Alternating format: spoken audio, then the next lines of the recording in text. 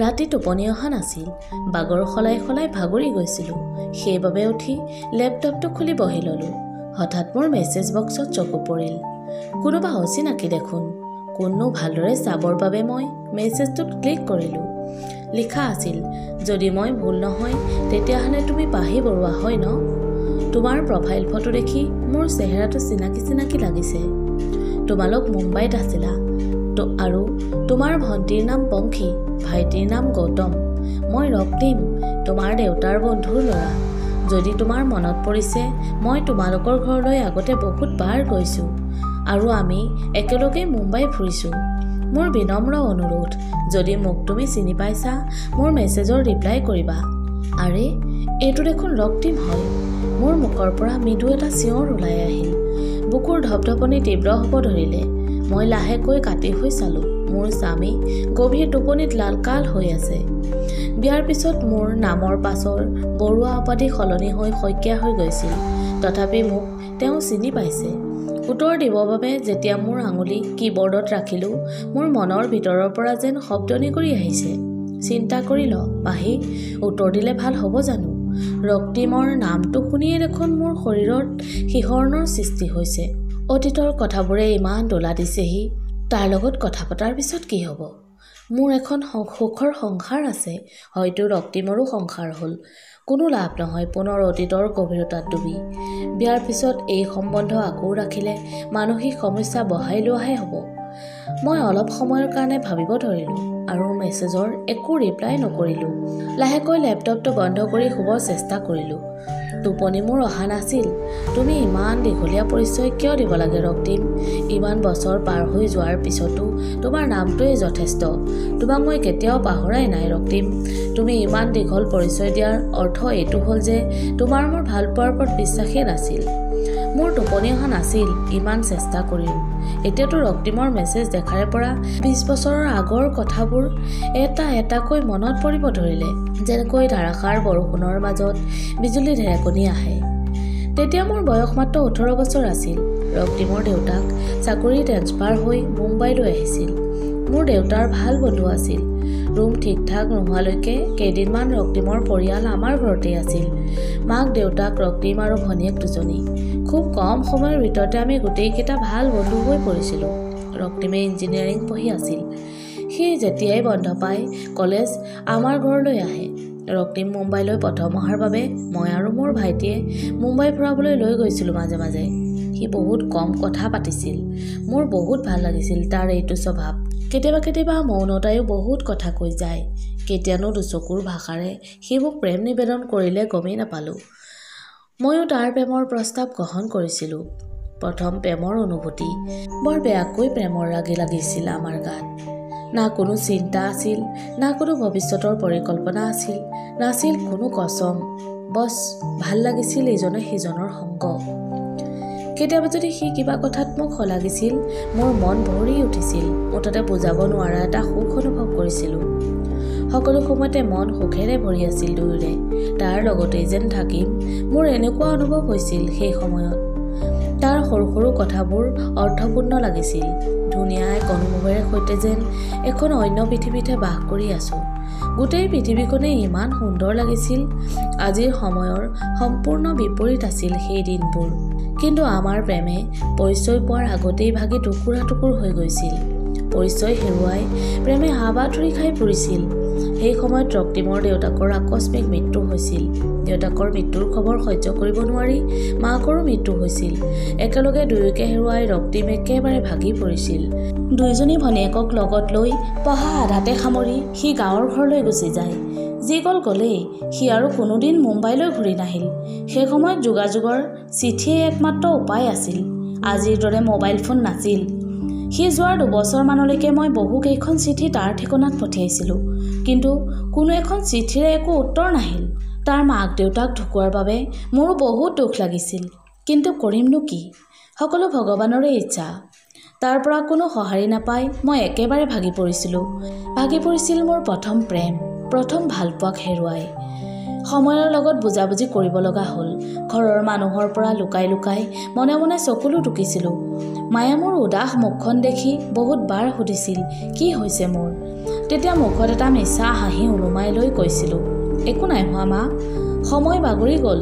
ৰক্তিমৰ স্মৃতি পাহৰণিৰ গৰ্ভত গাপ দিব লগা হ'ল। মই বিয়া নহওঁ বুলি মা দেউতাক কৈছিলোঁ। কেইবছৰমান মোৰ জেদে কাম আহিল, কিন্তু দেউতাই এদিন এটা বহুত ভাল সম্বন্ধ অহাত মোক শপত খাতি দি বিয়াৰ বাবে মান্তি কৰিলে।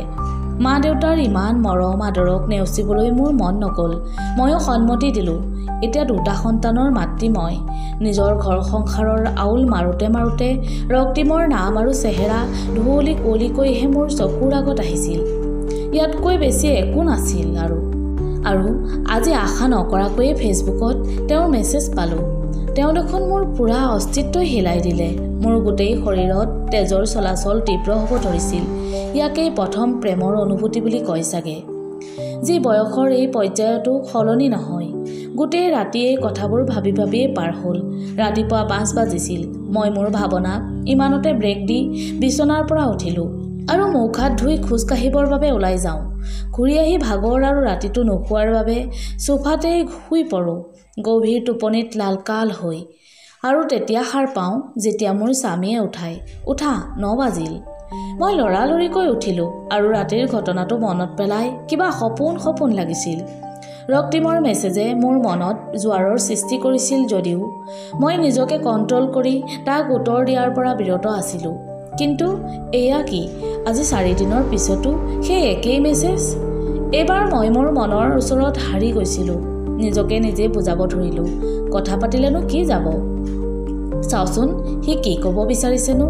আৰু ইমান বছৰৰ মূৰত তাক লগ পাইছোঁ, তাৰ জীৱনতনো কি পৰিৱৰ্তন হৈছে। মই একচেপ্ট কৰিলোঁ ৰক্তিমৰ ফ্ৰেণ্ড ৰিকুৱেষ্ট আৰু মেছেজৰ ৰিপ্লাই কৰিলোঁ। মেছেজৰ ৰিপ্লাইত লিখিলোঁ, হয় তুমি ঠিকেই চিনি পাইছা, মই পাহি বৰুৱা। ইমান বছৰৰ মূৰত তোমাৰ মোলৈ কিয় মনত পৰিল? যেতিয়া মনত ৰাখিব লাগিছিল তুমিতো পাহৰি থাকিলা। তেতিয়া সি উত্তৰ দিলে, যাক পাহৰা যায় তেওঁকহে মনত ৰাখে মানুহে। মইতো তোমাক কোনোদিন পাহৰাই নাই পাহি। সি বৰ আৱেগিক কৰি উত্তৰটো লিখিলে। তাৰ পৰা এনেকুৱা উত্তৰ শুনি মোৰ বুকুৰ ধপধপনি বাঢ়িব ধৰিলে। বাঢ়ি অহা ধপধপনি কোনোমতে কণ্ট্ৰল কৰি মই তাৰ দৰেই উত্তৰ লিখিলোঁ। তেতিয়াহ'লে মোৰ চিঠিবোৰৰ একো এটা উত্তৰ কিয় দিয়া নাছিলা? দেউতা আৰু মাৰ মৃত্যু হোৱাৰ পিছত মই দিশহাৰা হৈ পৰোঁ।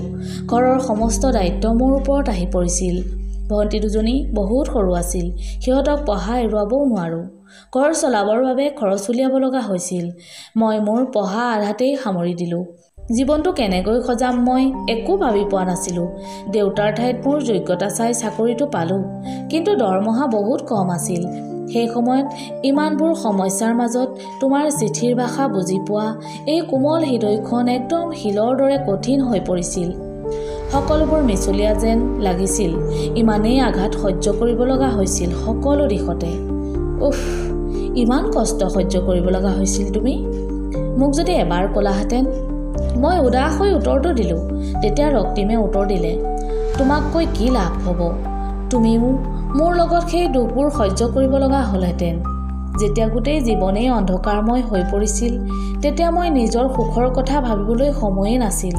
কিন্তু 2 বছৰমানৰ পিছত মই অফিচৰ কামত মুম্বাই যাব লগা হৈছিল। তেতিয়া মই তোমালোক থকা তালৈ গৈছিলোঁ। তাত গৈ গম পালোঁ তোমালোক তাৰ পৰা গুচি আহিছা। কেনেকৈ যোগাযোগ কৰোঁ তোমাৰ লগত মই একো ভাবি পোৱা নাছিলোঁ।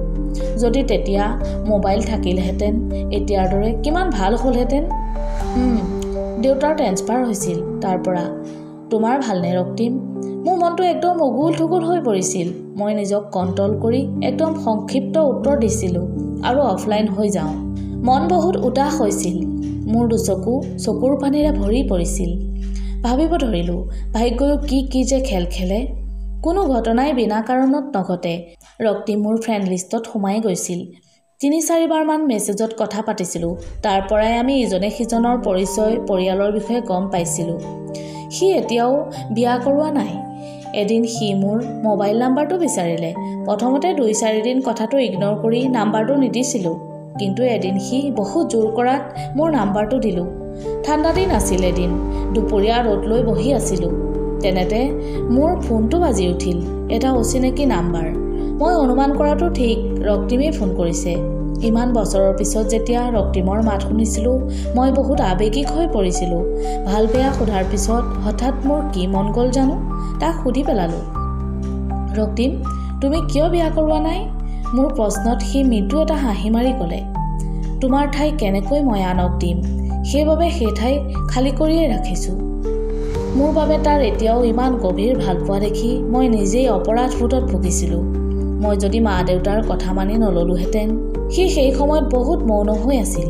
কিন্তু আজি মুম্বাইত মোৰ লগত কটোৱা প্ৰতিটো মুহূৰ্তত কি কি অনুভৱ কৰিছিল সকলো এফালৰ পৰা কৈ গ'ল। মই মাথো মৌন হৈ শুনি গৈছিলোঁ। সময় পাৰ হোৱাৰ লগতে আমাৰ মাজত আকৌ বন্ধুত্ব স্থাপন হ'ল, য'ত বহুত ভাবি চিন্তি প্ৰতিটো কথা প্ৰতিটো কাম কৰিব লগা হৈছিল। কাৰণ মই কাৰোবাৰ পত্নী, এগৰাকী মহিলাৰ পুৰুষৰ লগত বন্ধুত্ব সমাজত ভাল দৃষ্টিৰে চোৱা নাছিল। গতিকে মই সকলো দিশতেই বহুত সাৱধান আৰু সতৰ্ক হ'ব লগা হৈছিল। জীৱনৰ এই বয়সত সংসাৰৰ জঞ্জাল মাৰোঁতে মাৰোঁতে মই ভাগৰি গৈছিলোঁ। নিজৰ বাবে ভাবিবৰ কিবা এটা কৰিবৰ মন নোহোৱা হৈছিল। তেনে সময়তে ৰক্তিমৰ কথা আৰু তাৰ ব্যৱহাৰত মোৰ আকৌ জীৱনৰ প্ৰতি হেঁপাহ জাগিছিল। মই যেন শক্তি পাইছিলোঁ তাৰ কথাত, যেতিয়া সি কৈছিল, পাহি তোমাৰ হাঁহিটো বহুত মৰম লগা আজিও মোৰ বাবে। আজি বয়সৰ এই পৰ্যায়ত যেতিয়া মোৰ ফটো আপলোড দিওঁ, সি কয়, আজিও তুমি সিমানেই ধুনীয়া হৈ আছা। তেতিয়া মোৰ নিজৰ ওপৰত গৌৰৱবোধ হয়, এই ভাবি যে আজিও মই কাৰোবাৰ স্মৃতিত বাস কৰি আছোঁ।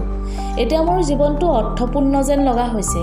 আমি দুয়োটাই ইজনে সিজনক দেখাৰ ইচ্ছা প্ৰকাশ কৰিলোঁ। মই কিবা কোৱাৰ আগতেই সি ক'লে, মই যোৰহাটলৈ কিবা কামত গ'লেই তোমাক নিশ্চয় লগ কৰিম। ঠিক 6 মাহমানৰ পিছত সেইদিন আহি পৰিল। ৰক্তিমৰ কোনোবা যোৰহাটৰ সম্বন্ধীয়ৰ ঘৰত বিয়া। তালৈ তাক নিমন্ত্ৰণ কৰিছে।